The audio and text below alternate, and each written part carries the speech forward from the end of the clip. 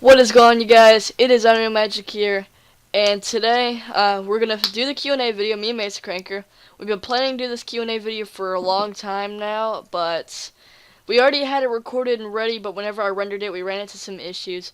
Mr. Complete Ram was going to join us, but unfortunately he's busy tonight, so unfortunately we're gonna have to do without him tonight. But we're possibly gonna plan another one of these in the future, and hopefully he can join us then. So if you're ready, Mesa, we can just dive right into the questions. Okay. Alright, so this question comes from Call Me M. He says, how long have you... He has multiple questions. The first question is, how long have you been doing magic? I'm sure that's directed to the both of us. So, You can go first since it's your channel. um, how long have I been doing magic? I've been doing magic for probably a good solid year now. Like, actually solid. Like, me actually caring about magic. But I've been doing little simple coin and card tricks ever since I was 8. So, I mean, I guess you could say I've done it for a while, but I really haven't actually focused on it hard until recently. And that's about all I got. So, what about you, Mesa? How long have you been doing magic? Um, about 3 years, seriously. And I was like you at first. I kind of just dabbled in it, got my toes wet in the water with it, and then I started watching a bunch of like old Penn and Teller stuff, and after watching a bunch of old Penn and Teller stuff on YouTube, I found somebody that had the series of Penn and Teller Fool Us, the show that was done in Great Britain, and it had Daniel Madison on there at one time, and he was doing this trick where he finds a royal flush out of a shuffled deck that Teller shuffles, and meanwhile he's blindfolded, and he basically he's utilizing the bottom deal on that trick, and it just I wanted to figure out how he did that. How do you do? My number one question that set me off was how do you do the bottom deal? So that was from there it just exploded, and it just kept building and building on itself. So yeah. And for those of you who are not familiar with the bomb deal, basically what the bomb deal is, it's a move where you look like you're peeling a card off the top of the deck, but you're really peeling a card off the bottom. And it looks very convincing, and it looks like you're cleanly placing the top card down. MesaCranker will give us an example really quick here. Yes, I will. Speaking of cards, MesaCranker, what decks do you use? My normal performance deck is the Artifice V2 Emerald Blue, or not Emerald Blue, Sapphire Blue. Um, I use that. I also have been using the Artifice Tundra just for a good color contrast. Um, I've also, for my gambling routines and stuff, I was using the Black Madison Rounders, and since they've come out, I've been using the White Madison Rounders. So, Which look beautiful, by the way. yeah, they're absolutely beautiful in every way, shape, and form. They just, the simplicity of them is unreal. Just how simple a concept, yet so well executed in such a clean manner. And it makes a lot of gambling slights impossible to see because it's just solid white. That's it. That's the backs. Solid white. So, yeah, I don't know how showing the bottom. Oh, also, just as a novelty, I went and got the one of these, the mini Artifice deck, one of the mini Tundra decks. Yeah, those little suckers. These, kind of disappointed in these. They feel like just very, very thick, like business card stock. They don't have any kind of like performance finish or airflow finish or anything like that on them. They're just completely flat and smooth, and they're not pliable for anything. They're just cute to have around, I guess. They're probably more for show than actual performances. Because I Yeah. could think of a lot of cool tricks to do with those, you know, where you do like a card change into that little mini card. That'd be pretty sweet. Oh yeah, you mean like the one of two tricks that was shown on the DVD that came with them? Yeah, or the download that came with them. Yeah, guys, if y'all haven't gotten that yet, don't. Okay, it's a waste of money. The two tricks that they show are the ones that they show in the trailer, which is when Brad Christian does the Erdnase change for the Joker, and the when Brad Wilbur and Daniel Madison do the dribble catch of the card. Those are the only two that they show, and they are extremely simple. So I mean, if you want to waste $7 like I did, go for it. Oh no, I mean they're little cute cards to have around, you know, kind of like a little. No, I'm not talking about wasting money on the cards. I'm talking about wasting money on the tricks on the download. Do you have to buy the tricks, or can you just buy the cards separately? You can get them separate. I'm gonna have to pick me up a deck. Yeah. I don't know how I'm gonna show or illustrate the bottom deal, but basically what you're doing is as you're pushing that top card off with your thumb under the cover of that, you're coming down with your ring finger and bridging it out like so, and then when you go to grab it, you look like you're pinching that first card off, but what you're really doing is grabbing that bottom card and then sliding the top card back. So you grab the bottom card instead of the top card, hence the bottom deal. So. Alright. So, what inspired you to get into Magic? Well, what inspired me to get into Magic was this man named Magic Mark. I'll have a link to some of his work in the description.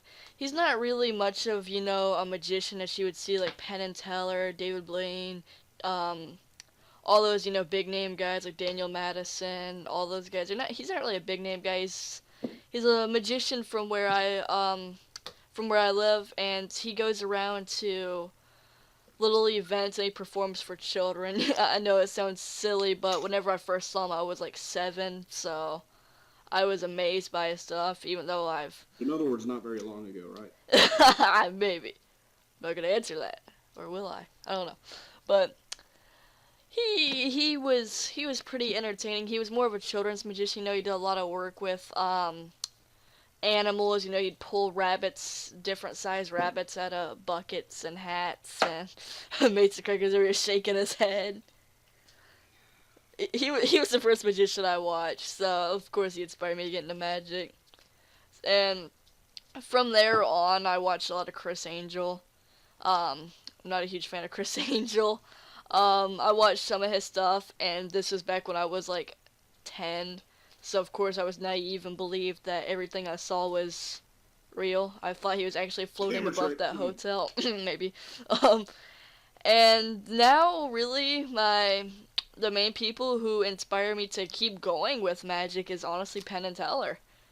They're just my two favorite magicians, honestly. Penn and Teller, they're just an amazing group. So what about you, Mesa? Who inspired you to get into magic? A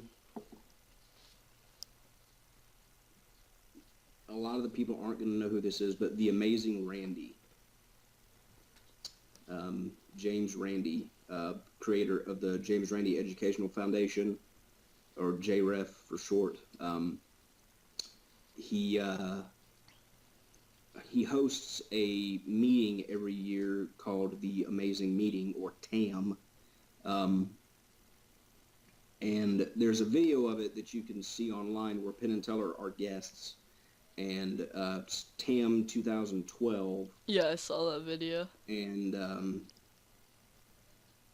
I mean, I'd been seeing, James Randi's stuff back before I'd seen Penn and Teller stuff, back when he was exposing the faith healers, and when he was exposing Peter Popoff for the douchebag that he was, Uri Geller, and all these people that were basically Chris Angels of their day. And, he just really mesmerized me and kind of brought me into that skepticism attitude. And part of that skepticism attitude was me having to know how things are done. So then when I saw Penn and Teller and, further down the road saw Daniel Madison, The Amazing Jonathan, people like that, I had to, that whole skepticism part of me was like, all right, how's this stuff done? Of course, everybody talks about Harry Houdini or Henry Weiss. So, it's kind of a conglomerate of people that have just built on influence upon influence upon influence over my lifetime. And, I'm sitting here now 28 years later, and, you've got, this big foundation that's built on people like James Randi, Penn and Teller, Amazing Jonathan, Daniel Madison, Adam Wilbur in there, Wayne Houchin. Those are all people that I really admire. So, yeah. I guess you could call that being my influence. Oh, pretty in-depth there. Mine's just simple, 3 people use it. Yeah, yours sucks, in other words. Pretty much. Well, alright, so what is your number 1 amazing results, rain or shine trick / performance / routine that you are willing to say to people? He says the reason that he says that is because there are some people out there that will not even mention the name. Either they don't know / haven't made it up / it's amazing it doesn't even need a name. Rain or shine trick that works? Pretty much like your favorite trick that you get amazing results, like no matter what. Mine would probably have to be, which if you just look it up, you'll be able to figure out how it's done. It's the method behind it is so simple, but yet the trick is so mind-blowing in my opinion. It's amazing. You just take a normal blue deck of cards or red deck of cards or whatever. You have them select a card, and once they select it, you return it to the deck. The whole deck turns to opposite colors. So if it's a red deck, it turns blue. If it's a blue deck, it turns red. And as you go through, there's one card that's still the same color as the deck, and that card is their card that they chose. And just, with a little magic move, that card is also the same color as the rest of the deck. Exactly, MesaCranker knows. And it's just an amazing trick in my opinion. I've always got good reactions with it. I've never messed up on the trick. And I don't think I've ever really gotten a bad reaction with that trick. Everybody's usually like, wait, what, the deck was just blue, now it's red, what? So what about you, Mesa? What's your favorite trick? Or not really favorite trick, what is your number 1 amazing results? Oh yeah, I guess, really. What's your number 1 trick? Honestly, what I get the best reactions from is it's a 4-card ace production that totally happens in the spectator's hands. And anything that happens in the spectator's hands is going to be extremely powerful. And this trick is on my channel. I've got a performance of it where I'm showing it to my niece, Madeline. And then I do a reveal of it on a different video. It's the one where the deck is cut into the 4 packets, and they take 3 from the top, put it on the bottom, and then put 1 on each of the remaining packets. And, when those aces are turned over, that's a very powerful moment because, they've done everything, and yet look what was accomplished with their hands. So it's a really good trick. I like it. Whenever I saw your performance of it, I was like, whoa, that's a cool trick. Like, But that's changed recently. Because my favorite one to perform now would have to be it's honestly a tie between Three Things and oh god, what am I thinking of? Help me out. I'm lost, man. Where we rip the deck. Wreck. Wreck. There we go. Yeah. Wreck by Daniel Madison. If you guys haven't seen that trick, it's a pretty cool trick. Go check it out, definitely.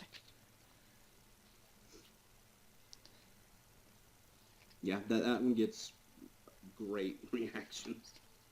This is so much fun to perform. Just I mean, you're apparently destroying a deck of cards in front of somebody, and it's just I mean the look on their face when that happens is priceless. They're like, wait, what? How? It's Because they think that that deck is your only deck, and so that's like your prized possession is that one deck, and you're just ripping the shit out of it. It's awesome. so. This question comes from. Oh, all those previous questions came from the same person. Just so you guys know. Oh, thank you, same person. This question comes from N4XSS, and he asks, "Yo, when are you doing a face reveal? Also, do you have a Xbox or PlayStation?" Well, I mean, MesaCranker doesn't have to do a face reveal because I mean, you know, exactly. When am I doing a face reveal? I don't even know if I'm going to do one, honestly. I mean, I've seen his face. Y'all aren't missing much. I mean, I don't really see a purpose for it, in my opinion. I mean, like 90% of my friends on my Skype contacts and like a lot of my friends I've met through YouTube all know what I look like. And I mean, I don't really see the need to show my face. I mean, if you guys really want me to show my face in a video, then I'll do like some real life magic or something so you guys can, 500 subscribers. 500 subscribers face reveal. How about 500 subscribers, you do a face reveal. I'll consider it. Eh, like I said, it's just one of those things that's like, I mean, I don't really see a really good outcome with doing a face reveal. I mean, I don't see a bad outcome, but I mean, it's just, I do. you know, it's kind of, I like the mystery factor, like people wondering like, yo, what does this kid look like, It's, I don't know, it's just, I don't know what I'm doing. E.T. That's like my twin brother. Also, do you have Xbox or PlayStation? Yes, I do have Xbox. MesaCranker, what you got? What's I your typically system? game on PC, but I do have an Xbox. Yeah, I've been moving over to PC side of games lately. I mean, my PC can barely handle Minecraft, but I've been playing a few PC games. I actually have a lot of fun in it. It's a little bit more comforting, in my opinion. Um, I just think the graphics look better. yeah. Well, I mean, you can really customize your PC any way you want, so you can make graphics look like crazy better than an Xbox 360 or crazy worse than Xbox 360. So, um, alright, this question comes from Donnie Love. He asks, how long have each of you been doing card tricks, etc.? What I think he means by the etc. thing is card tricks and really just any tricks in general, I'm assuming. Donnie Love, if that's not your question, just leave it in the comment section below and I'll, answer it for you. And, like, I'll reply to your comment. So, how long have I been doing card tricks? I've been doing card tricks ever since I was 8. Like I said, I got into Magic when I was 8. And the little simple tricks I would do would either be a card trick or a coin trick. Now I very rarely do coin tricks. I mean, I don't carry my deck of cards everywhere. I mean, I carry my deck of cards. Yeah, Mesa's guilty for that. I carry my deck of cards a lot of places, but I usually don't perform for people in public, so it's kind of like one of those things, like, it's just more of a hassle. So, but I mean, I usually always have change on me, so I'll usually, like, say we're at, like, Applebee's, I'll take out some coins to do some magic for my family at the table, give them a little bit of entertainment while we wait for our food. But that's just, I mean, I do rubber band tricks every now and again. They're just not as impressive, in my opinion, but that's just me. I'm trying to incorporate rubber band and card tricks together. I came up with one trick that you guys saw in my last Omegle Magic video. But you did finally do that one on Omegle. Yes. I Did it go well? Well, I did it for another magician, so, the whole time he was skeptical on how I was doing. I think he figured out how I did it. I'm pretty sure he did. Yeah. It's the trick. I'm still working on the trick. It's not like that's the finished product. I'm one of those guys that likes to have kind of like whenever you guys are turning in papers for high school, college, middle school, elementary school, whatever school you guys are in, whenever you guys are like submitting like a essay or something, you write a rough draft, you submit it to the teacher, they give you feedback, and then you correct it. That's kind of like me. I submit my trick as a rough draft to see what usually I submit it to MesaCranker, and I see like, what do you guys think of it? And if my friends think it's good, then I'll either throw it into a video or I'll make it better. It's just one of those things. I'm pretty sure MesaCranker gets aggravated. I come on Skype, hey, you want to see this new trick I learned? Want to see this new trick I learned? He's just like, gosh, you're just forcing a card on me, man. So, MesaCranker, how long have you been doing? I enjoy it. I do. MesaCranker's not a rude guy. He's a pretty cool guy. I'm not. I just play one on TV. So, MesaCranker, how long have you been doing card tricks?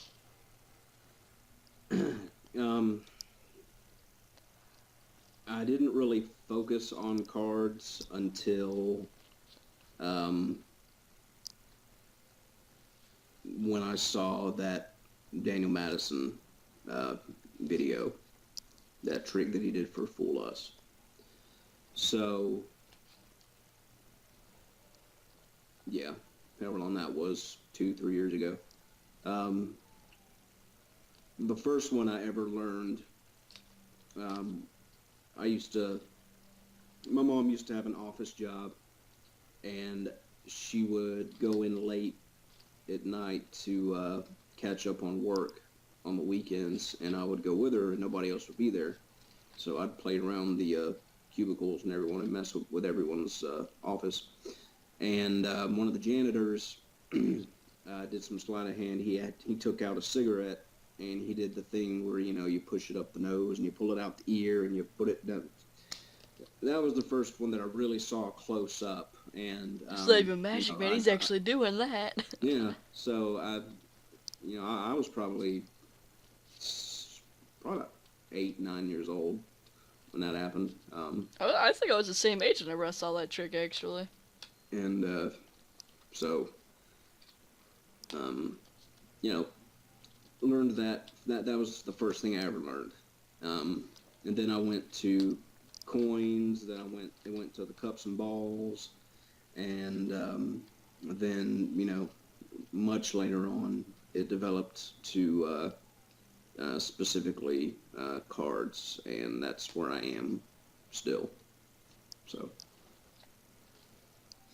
I think cards is really every magician's main thing. Because, there's just so many things you can do with cards. I'm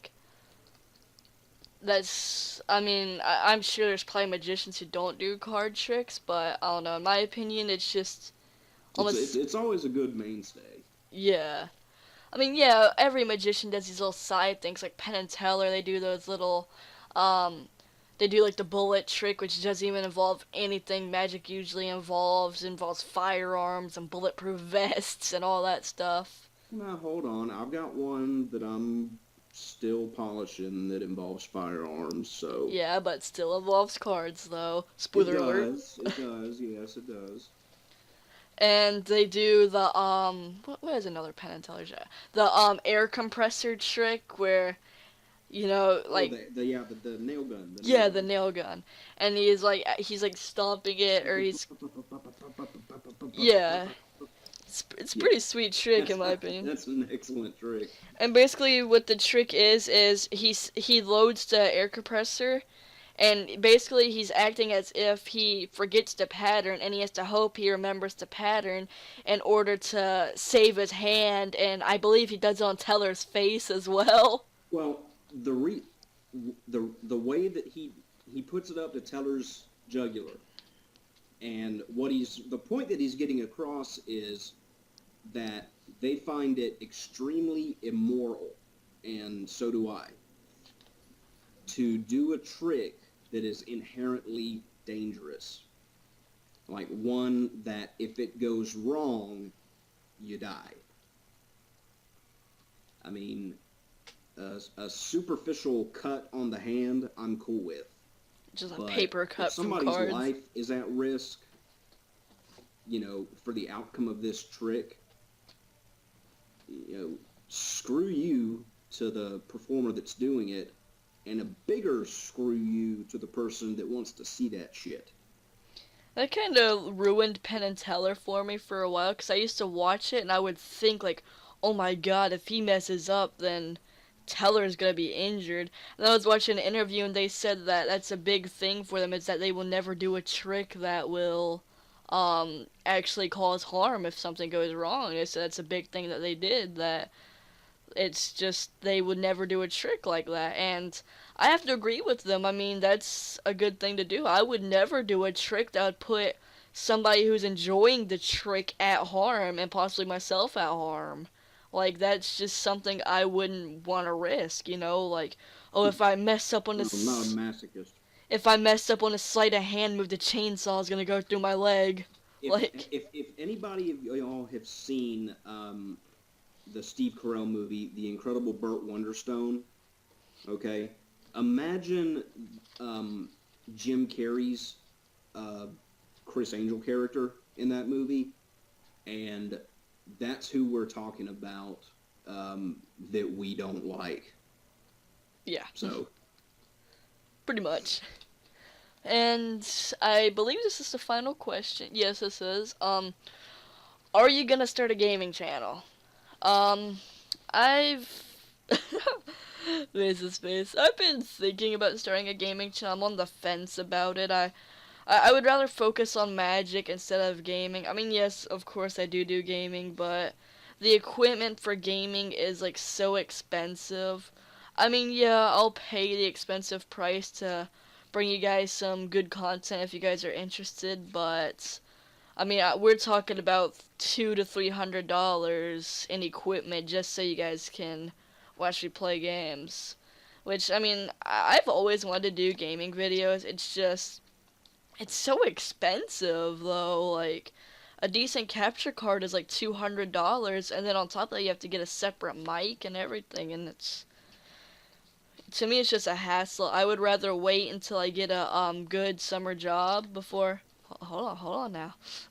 I would rather wait until I get a good job before I start doing gaming stuff.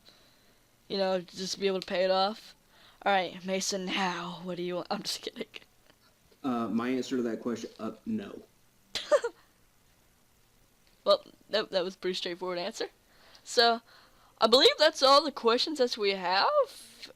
If I missed a question, I don't think I do, because I'm looking at the questions right now. If I did miss a question, leave it in the comment section that I missed, and I'll answer it. And if Mace is not available to answer it, I'll just ask him on Skype, and hopefully he replies back. Mace is a pretty busy guy. He's out catching bad guys for us, keeping our streets safe. Unlike me, I'm just sitting on my computer all day. It's true, but that's about all we got for you guys today. I hope you didn't ramble on too far into this video. If you guys watched it to the end, thank you for watching to the end. Really, really glad that we have you guys' support, and thank you guys for all the support on my channel. We recently hit 200 subscribers. I didn't really do a video on that because I was supposed to kind of thank you guys in the Q&A video, but me and Mesa have run into so many delays and issues with the Q&A video. It was not even funny. We already had a copy, and the day I was rendering it to upload, the render completely messed the clip, not the clip, the video up, and we lost it. Not just the rendered one, it messed up the original. How it managed to do that, I am clueless. And I'm just hoping that this one doesn't get messed up, but thank you guys for watching the video. If you guys made it to the end, thank you guys for all your support. If you guys enjoyed the video, leave a like, leave a comment on if you would like to see more videos like this, more Q&As, because I'll definitely do them if you guys enjoy them. I'll be having an Omegle Magic, because I'm going to upload this before my Omegle Magic. I will have an Omegle Magic out this weekend, and I hope you guys have been enjoying my channel. I've been enjoying this wonderful time on YouTube. That's about all I gotta say. What about you, Mesa? Everything that he said. Just thank you all very much. Mesa's channel will be down in the description if you guys are interested in subscribing to him. I highly recommend it if you guys are looking to learn Magic. If you guys are looking for deck reviews on certain cards that you're possibly thinking of buying, he reviews them. He tells you if it's worth them to buy. And he just has all around good content. If you're looking for good tricks, then these are all winners. Yeah. All these are good. And if they weren't. He's been doing a lot of giveaways recently. How's your giveaway schedule going, by the way? Really well. I'm 20 subscribers away from 300, so I will probably be doing another giveaway for 300, deck giveaway, and then I'll probably sit on it until 500, and then when 500 comes around, I've got a big giveaway to do. Big. And when he says big, he means big. Alright guys, thanks for watching the video. Yeah, I told Unreal that I was going to send him a few cards one day, and you can go check out his video on the few cards that I sent him. Yeah, I was expecting a few decks, and then I got about 10, 15 decks. So, I hope you guys enjoyed the video. Thanks for watching. I'm out of here. See you guys. Later.